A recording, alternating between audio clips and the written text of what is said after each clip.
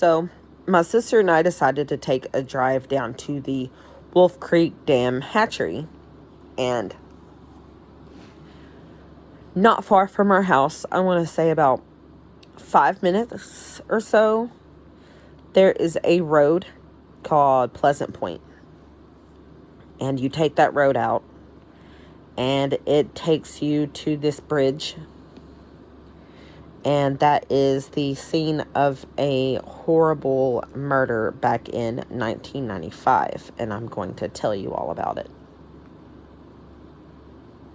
The man accused of killing two Pulaski County teenagers last month was brought to court yesterday in shackles and chains as the victims' relatives watched.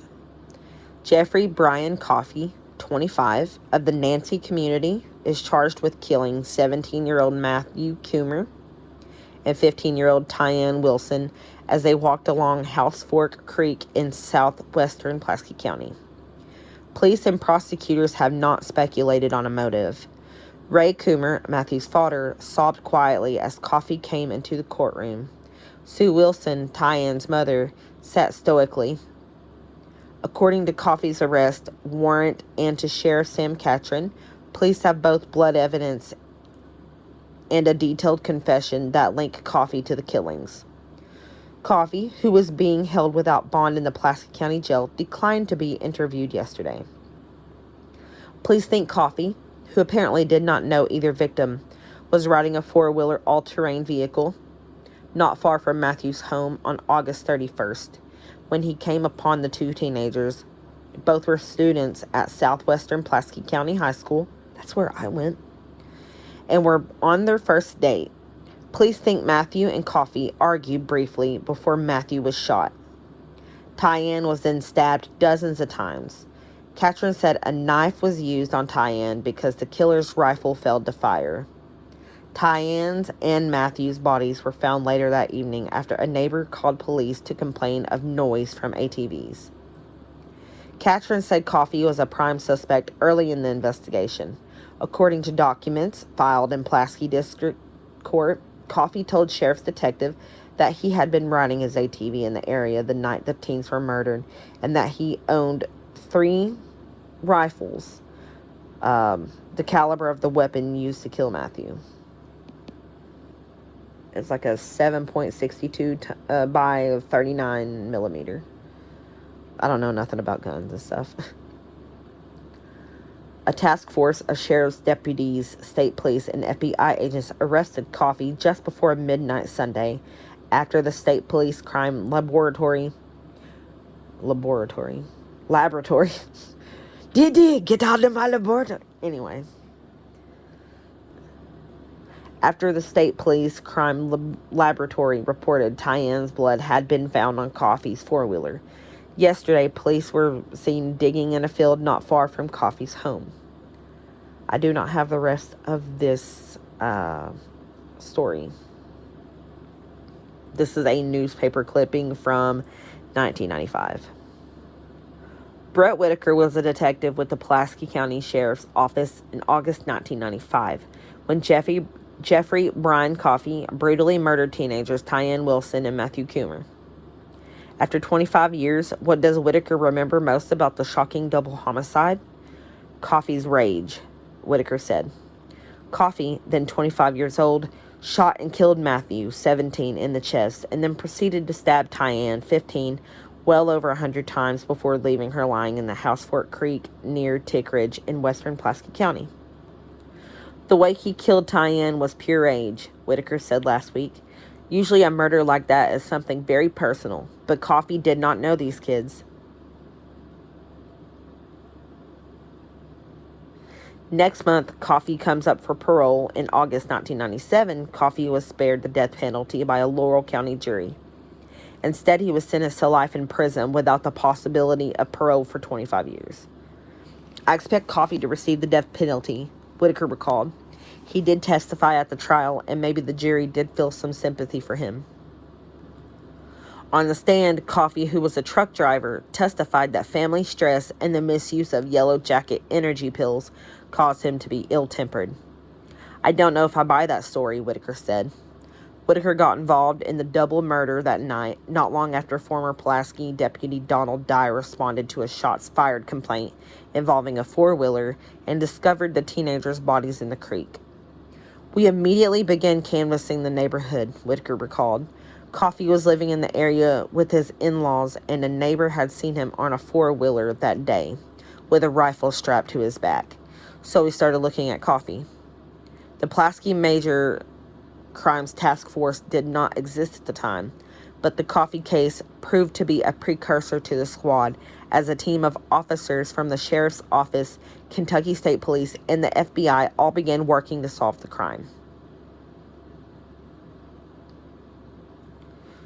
When we looked at Coffey's four-wheeler, we discovered blood under the curve of the seat, Whitaker said. DNA analysis was still in the early stages, but we were able to determine the blood type was the same rare type as Tyann's. That's what led us to the arrest of Coffey and him being charged with the murders, Whitaker added. It was Whitaker who questioned Coffey after he was taken into custody 11 days after Matthew and Tyann were killed.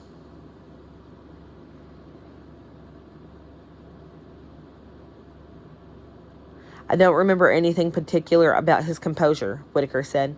He was quiet and withdrawn. He didn't talk much. But eventually, during the course of the interview, I remember he broke down and began sobbing, Whitaker added. He then confessed to killing Matthew and Tyann. Coffey's account of the incident had him driving his four-wheeler through the creek and splashing the teens as they waited. Coffey told Whitaker that words were exchanged between he and Matthew. Coffey said he rode off, Whitaker said, but he said the further I rode, the madder I got. Coffey returned to where the two teens were, and he said another altercation ensued, which led to Coffey shooting Matthew in the chest. Then he killed Tyann in such a brutal fashion that Whitaker has no doubt about what Coffey's future should hold.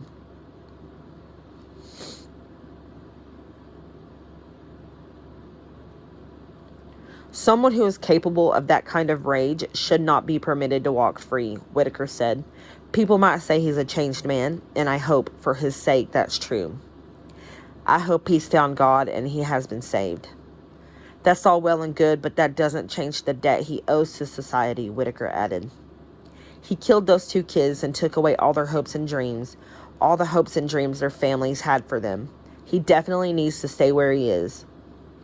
Whitaker retired from the Pulaski County Sheriff's Office in 2014, but has worked as a detective for Commonwealth's Attorney Eddie Montgomery since 2016.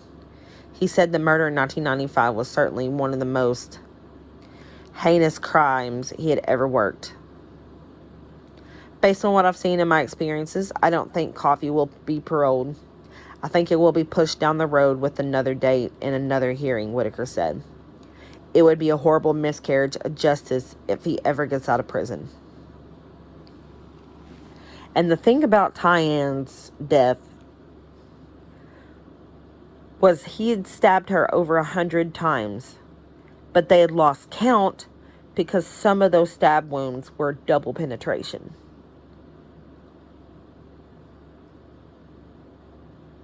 And as far as I am aware, Jeffrey Brian Coffey is still in prison as we speak. And he was up for parole, I want to say quite a few years, just a few years ago. And didn't get it, thankfully. But I was almost 5 when this happened. I myself really don't remember it. But Tyann was actually the sister of my aunt's really, really, really close friend. So, I mean, it did affect someone I knew. But I didn't know at the time. I guess because I was too little to completely wrap my head around it. But going there and seeing the place where it happened,